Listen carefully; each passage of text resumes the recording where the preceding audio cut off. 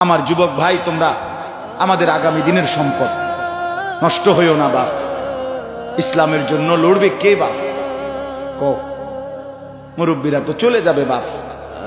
18 বছরের ছেলে, 20 বছরের ছেলে, 22 বছরের তাগড়া জওয়ান, তুমি নষ্ট হয়ে গেলে, তুমি চরিত্রহীন হয়ে গেলে, তুমি যদি সারাক্ষণ নারী ছাড়া, ছবি ছাড়া, মদ জুয়া অশ্লীলতা, তুমি যদি মোবাইলের আসক্তি ছাড়া চলতে না পারো, আগামী দিনে ইসলামের জন্য তুমি করবা কেমনে, লড়বে কেমনে? আগামী প্রজন্ম তোমার হাতে নিরাপদ দিন পাবে কেমনে? বেঁচে থাকার নিরাপত্তা মিলবে না। বেঁচে থাকা 53 বছর বাংলাদেশের বয়স, 53 বছরের সমাজে বেনামাজির সংখ্যা যদি এত বেশি হয়, 53 বছরের ভিতরে মোবাইলে আসক্ত যুবকের সংখ্যা যদি এত বেশি হয়, 53 বছরের ভিতরে বেপর্দা নারীর পরিমাণ যদি এত বেশি হয়, এত মসজিদ মাদ্রাসা চারদিকে থাকার পরেও যদি এই মসজিদ মাদ্রাসা ষড়যন্ত্রের কারণে কমে যায়, আগামী 20 বছর পরে, 30 বছর পরে, আগামী 30 বছর পরে ছেলেরা আমার, তুমি আজকে যে ছেলেটার বয়স 16, আগামী 20 বছর পরে তোমার বয়স হবে 36। আজকে যে ছেলেটার বয়স 20, আগামী 20 বছর পরে তোমার হবে 40। আমার এখন 42 বছর। ধরে নাও আমার 4টা সন্তান আছে, 2টা মেয়ে আছে, 2টা ছেলে আছে। তাহলে আগামী 42 বছর যার বয়স আসবে, 20 বছর পরে, 25 বছর পরে, হতে পারে আল্লাহ চাহে তো আল্লাহর দয়ায় তুমি হায়াত পাইলে তুমিও 2টা বাচ্চার মা বাবা হবা, 3টা সন্তানের বাপ হইবা। তাহলে তোমার এই যৌবন কালটা যদি তুমি সারা দিন মোবাইলেই কাটাও, অশ্লীল ছবি দেখে কাটাও, এক ওয়াক্ত নামাজ পড়তে যদি মন না চায়, তুমি যদি রাস্তার সমস্ত বেড়ি দেখতে মন চায়, পৃথিবীর সব উলঙ্গ ছবি যদি দেখতে মন চায়, আল্লাহর দোহাই করে বলো বাপ, তোমার হাতে তোমার জেনারেশন তারা কি করবে? আজ আমাদের সন্তান কি পরিমাণ গুনায় আসক্ত, এক মোবাইল তাদেরকে কি পরিমাণ অসভ্যতায় পৌঁছাইছে, বাবারা চাচারা আপনারা কল্পনায়ও জানেন না। আপনারা জানেন, আপনি মনে করছেন ফুলাগান নষ্ট হয়ে গেছে, না নষ্ট হয়েছে না, শুধু গন্ধ ছুটছে। নষ্ট হইলে তো ভালো আছিল, রাতের ভাত তো সকালে ভিজাইয়া দুইয়া খাইয়ে লাইলে সারতো। যেটা তো বিরিয়ানি পচে গেছে, এটা বিরিয়ানি পচে গেছে, পচা বিরিয়ানি বাড়ির কাছেও রাখা যায় না, দূরে ডাস্টবিনে ফেলতে। সন্তানের হালাত এমন, ছেলেটার নষ্টামি এই পরিমাণ, মেয়েটার নষ্টামি এই পরিমাণ। হাসতে হাসতে টাকা নষ্ট করছে, লক্ষ লক্ষ টাকা।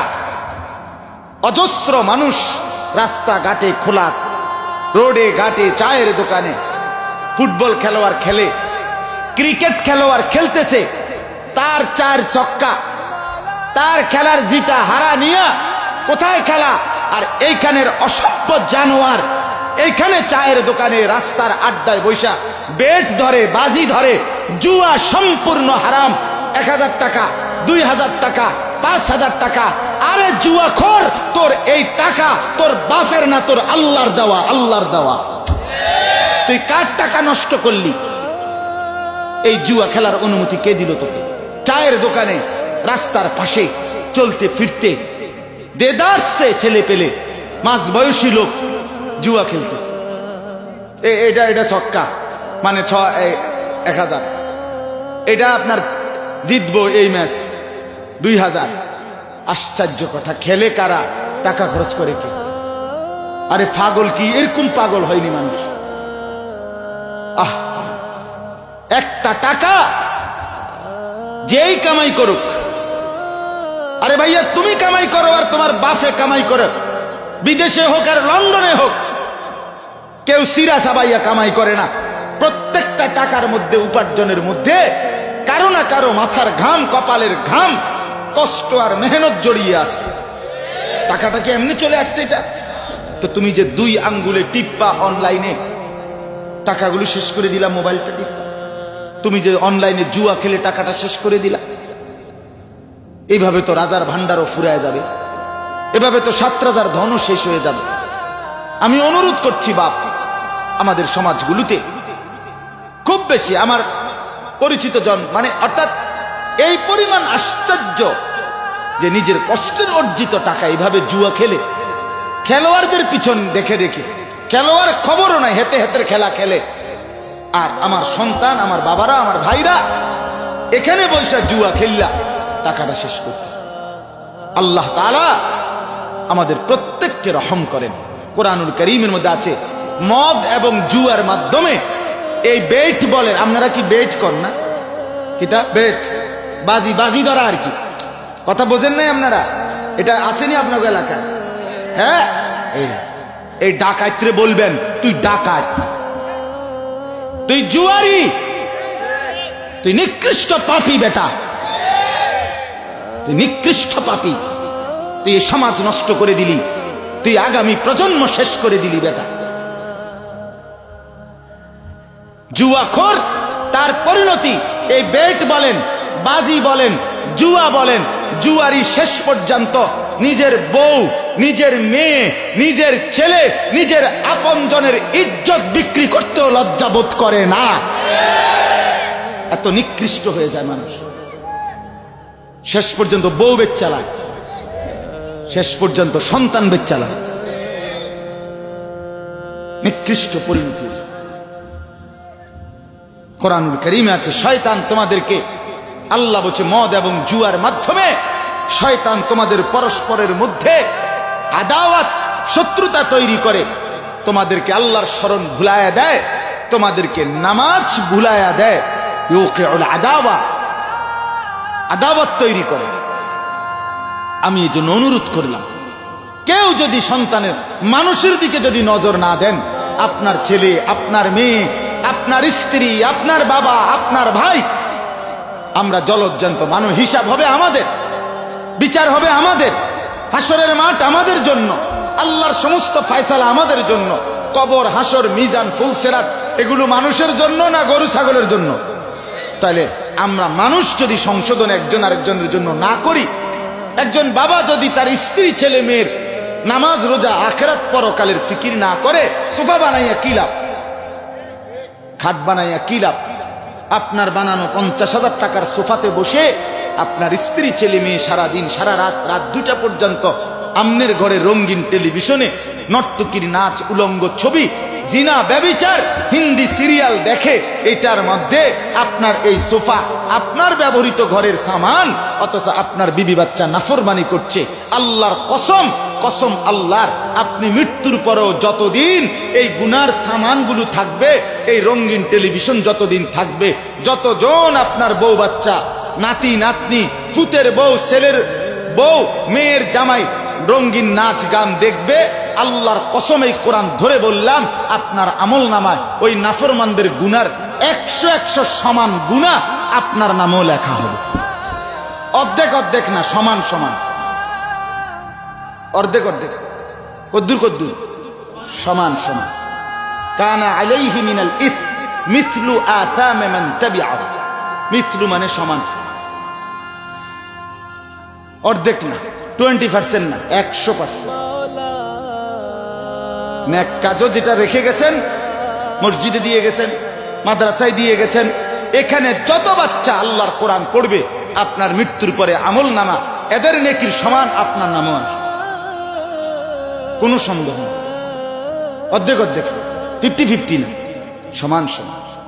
আল্লাহ আমাদেরকে বুঝ দান করে।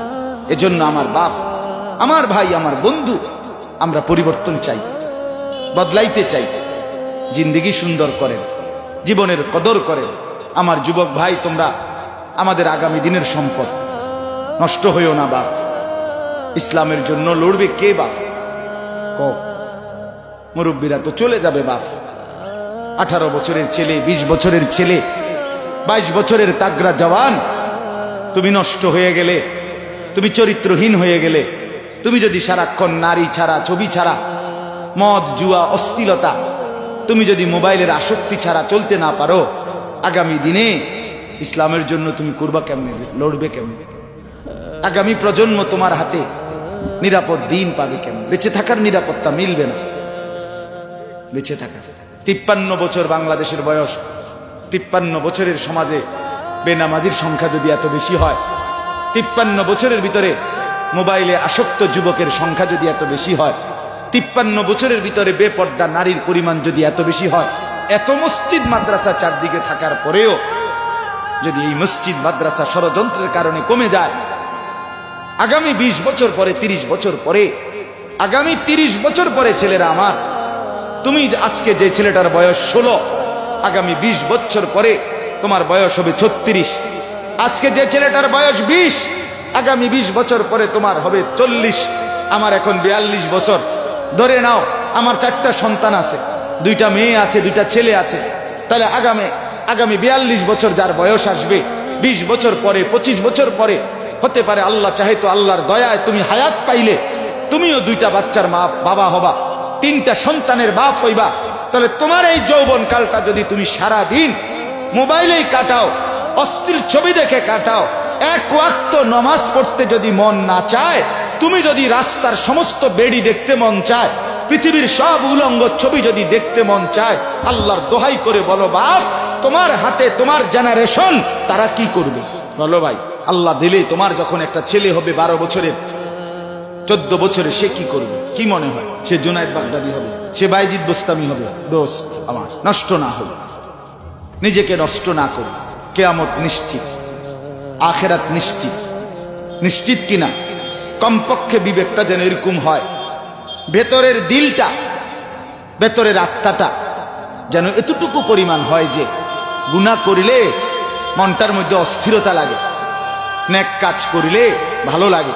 এদ্দুর যদি কোনো অন্তরের অবস্থা ভিতরের থাকে, আল্লাহ রসুল বলছে এখনো সে মুমিন। কিন্তু যেদিন গুনার পর গুনাহ, মিথ্যার পর মিথ্যা, চুরির পর চুরি, মদের পর মদ, জুয়ার পর জুয়া, জিনার পর জিনা, বেবিচারের পর বেবিচার, বেপর্দার পর বেপর্দা, মা বোন, যেদিন আর কোনো অসুবিধা বোধ হচ্ছে না, চেহারায়, সুরতে, চলনে বলনে পাপের কোনো অনুভূতি নাই, আল্লাহর কসম রাসূলুল্লাহ বলে, ধরে নাও ঈমান হারিয়ে গেছে। লা ইয়াজনি জানি হিনা ইয়াজনি ওয়া হুয়া মুমিন। রাসূলুল্লাহ বলে, কোন জিনাকার, ব্যভিচারী নারীর সাথে যখন অপকর্ম করে সে ঈমানদার থাকে না। লা ইয়াসরিকু সারিকু হিনা ইয়াসরিকু ওয়া হুয়া মুমিন। কোন চোর যখন চুরি করে, রাসূল বলে সে মুমিন থাকে না। লা ইয়াশরাবুল খামরা হিনা ইয়াশরাবু ওয়া হুয়া মুমিন। রাসূল বলে কোন নেশাখোর যখন নেশা করে তখন সে মুমিন থাকে না, মুমিন থাকে না। বাপ আমার, কতদিন সুদ খাইলে অভাব মিটবে? কতদিন হারাম রোজগার করলে অভাব পূরণ হবে? পূরণ হবে না। অতএব আখিরাত নিশ্চিত, কিয়ামত নিশ্চিত, মৃত্যু নিশ্চিত। চোখের সামনে প্রতিদিন কত মানুষের চলে যাওয়া, এরপরও যদি আল্লাহকে না চিনি কখন চিনব? আল্লাহ আমাদেরকে বুঝ দান করেন, আল্লাহ আমাদেরকে কবুল করেন। অনেক ছেলে মাশাআল্লাহ এখানে ওখানে দেখেন আপনারা, চাচারা আপনারা তাকায় দেখেন, আপনাদের সন্তানেরা, এরা রংপুরের ছেলে না, এরা আমার কুমিল্লার না, এরা চিটাগাংয়ের না, এরা আপনাদের ছেলে, আপনাদের মহল্লা। আপনারা একটা নজর একজন মুরব্বী তারাইয়া দেখেন, আপনাদের এই ছেলেদের দিকে তাকাইলে দেখবেন কমপক্ষে 90% নামাজ পড়ে না।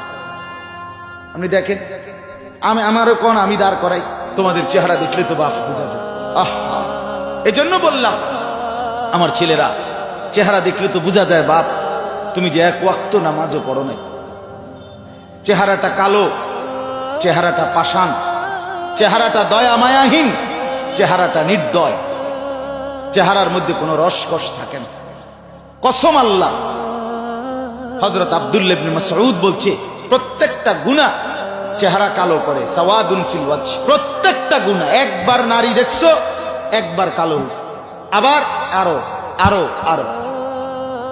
প্রত্যেকটা গুনাহ সাওয়াদুন ফিল ওয়াজহ, চেহারা কালো করে। জুলমাতুন ফিল কলব, অন্তরটা অন্ধকার করে। ওয়াহানুন ফিল বাদান, শরীরের শক্তি কমিয়ে দেয়, শক্তি কমিয়ে দেয়, কিচ্ছু ভাল লাগে না। এই মোবাইল টিফোন ছাড়া টানা দিয়ে মানে ভাল লাগতেছে না, এরপর মানে এটা ছাড়া অন্যটা পছন্দ না। শরীরের দুর্বলতা, অক্ষমতা, ব্যর্থতা, কাপুরুষতা, যৌবনের ক্ষমতা শেষ, শারীরিক সক্ষমতাও শেষ, প্রয়োজনের মুহূর্তে আর কিছুই থাকে না। নিজের হাতকে অপকর্ম করে নষ্ট করে দিছ, শরীরটাকে শেষ করে দিছ, নিজের লজ্জাস্থানকে নষ্ট করে ফেলছ, হায়াত বরবাদ করে দিছ। বলছির এই দুনিয়াতেও আফসুস মিলবে, আখিরাতেও আফসুস মিলবে। হ্যাঁ, আমি খোলামেলা করলাম, হিম্মত করে করলাম, সাহস করে বললাম। এজন্য হযরত আব্দুল্লাহ ইবনে মাসউদ বলেন, চেহারা কালো হয় গুনাহ, অন্তর অন্ধকার হয়, শরীর দুর্বল হয়। 4 নাম্বার, দাইকুন ফির রিজক, রিজিক সংকীর্ণ হয়, রিজিক কমে যায়। 5 নাম্বার, বুগদাতুন ফি কুলুবিল খালক, সমস্ত মানুষের অন্তরে ঘৃণা তৈরি করে। কোন মানুষ এই নাফরমানকে পছন্দ করে না। কথা বলেন, দুইজন এক লগে জুয়া খেলে, আপনি এর এক লগে হেরা এক সময় না, আজ 3 বছর এক লগে জুয়া খেলে, আপনি মনে করেন এখান থেকে একজন রে আপনি আলগা ডাইকা জিগান, তোর দোস্ত কেমন, ও 1 নম্বর সিটার। হ্যাঁ, কি কন বলবে না? বলবে সিটারের সর্দার, বাট পার। কি রে কস, তোর লগে চলে, একসাথে জুয়া খেলস, তুই কেমনে তারে খারাপ কস? ওমা, তো আমি কি হেরে কি আব্দুল কাদের জিলানী কইতাম? এ বলবে কথা, এ কি বলবে? আমি কি জুয়ারি রে বুঝি আমি বালা কইতাম? আমি বালা কম কেমনে? আর মন্দ লোকেও মন্দকে মন্দ বলে, ভালোরাও মন্দ বলে। আচ্ছা, একজন লোক নামাজি, আপনি একটা জুয়ারি মদখোরকেও জিগান, ভাই উনি কেমন? সে বলবে, ভাই আমি খারাপ হইতারি, কিন্তু সে ভালো। ঠিক কিনা বলেন না কেন? আমি মানুষটা খারাপ, কিন্তু ভাই এটা সত্য যে এবার নামাজ পড়ে। তাহলে ভালোকে মন্দও ভালো বলে, ভালোও ভালো। এই জন্য বন্ধু, চেহারা কালো হয়ে গেছে নাকি? দেখো তুমি, দেখো দেখো দোস্ত, কোনোভাবেই তোমার মধ্যে স্বস্তি নাই। চুল কেমনে রাখলে তোমার থেকে তৃপ্তি, তুমি আজও সিদ্ধান্ত নিতে পারলা না। তোমার এটা ব্যর্থতা না? কোন প্যান্টের কোন মডেলটার উপরে তোমার তৃপ্তি হয়? আজকে এতদিন হয়েছে তুমি এটা স্থির হইতে পারলা না। এই অস্থিরতা, এটা তো অনেক বড় একটা ত্রুটি। অস্থিরতা যে আমি কেমনে সুন্দর লাগে আমারে, আমি এটাই ফয়সালা করতে পারলাম না। তো তোমার বাত রান দেখে তুমি বেকুবের বাত, আহাম্মক কোথাকার বেটা। আমি তো 42 বছরে কোনোদিন আর ডিজাইন বদলাইতে হয় না, ডিজাইন বদলাইতে হয়। তুমি তো অস্থির, তোমারে তো দুশ্মনে অস্থির বানায় দিছে। একবার বলছে ডান দিকে চুল বড় কর, আরেকবার বলছে বাম দিকে চুল বড় কর, আরেক দিকে বলছে সামনের দিকে চুল বড় কর, আরেকবার বলছে এদিক দিয়ে একবার সাদা বানাই এলা, এদিক দিয়ে বাড়াইয়া রাখ, আরেকবার বলছে এবার এদিক দিয়ে সাদা বানা। হায় হায় রে, তুমি একটা বার, আমি যদি এখানে এই ছেলেটারে বলি, এই তোমারে আমি কইলাম যে একবার ডাইনার উঠাও, উঠাও, নামো, বামা উঠাও, ঠ্যাঙ্গাল কি দাও, তো একবার কইলাম ঠ্যাঙ্গাল কি দাও, একবার কও ঠ্যাং নামা, তো তুমি কি করবে? আরে খুঁজে এই পাগল আনছে থেকে আমারে এরকম শুরু করলেন। আপনি বলবে কি না বলেন না কেন? একজন স্বাভাবিক মানুষ কি বলবে যে হুজুর আপনি কা আমারে লই এরকম শুরু করছেন কা? কি ভাগলাম ইয়ে না, আপনি আমার কোন একবার হাত উঠাইতাম, একবার ঠ্যাং উঠাইতাম, এরম কা? তাহলে তোমারে বেঈমানে একবার কয় হ্যান দিয়া কাট, একবার কয় হ্যান দিয়া কাট, একবার কয় এদিক দিয়া কাট, তোমারে কা এরকম পাগল ফাইলো? তুমি বলো না তারে যে কিরে বেঈমান, তুই আমারে লইয়া কেরম শুরু করলি, তুই আমারে লইয়া কেরম শুরু করলি? তুই দিয়ে একবার কস আমারে সিবা প্যান্ট কিনতাম, একবার কস ডোলা প্যান্ট, একবার কস মারু হাফ প্যান্ট, একবার কস ছিদ্র ছিদ্রওয়ালা প্যান্ট, এটা কি? আহ বোকারে, এত্তুর দিমাগও যদি না থাকে ভাইয়া, তুমি বুঝলা কি? তোমার আকল কোথায়? তোমার দিমাগ কোথায়? তোমার বিবেক কোথায় ভাইয়া? আল্লাহ আমার সন্তানদেরকে বুঝ দান করেন। ছেলেরা হাইসা উড়াই দিও না, হাইসা উড়াই দিও না দোস্ত। তোমার পথে তুমি যাইবা গা, আমিও যাবো। আমি কুমিল্লা ক্যান্টনমেন্ট ফিরে যাব, আল্লাহ হায়াতে বাঁচাইলে। জিন্দিগি থেমে যাবে না। তোমার কাছে আমি আটকানো না, আমার কাছে তুমি আটকানো না। তোমার হিসাব আমি নেব না, আমার হিসাব তুমি নেব না দোস্ত আমার। কিন্তু আল্লাহর কাছে আমাদের সবাইকে দাঁড়াইতে হবে, সেখানে বলতে হবে। আমি আখেরাতের কথা বলছি, পরকালের কথা মনে করাচ্ছি। আখেরাত অস্বীকার করা যাবে না, পরকাল অস্বীকার করা যাবে না। আখেরাত নিশ্চিত, নিশ্চিত কিনা বলেন?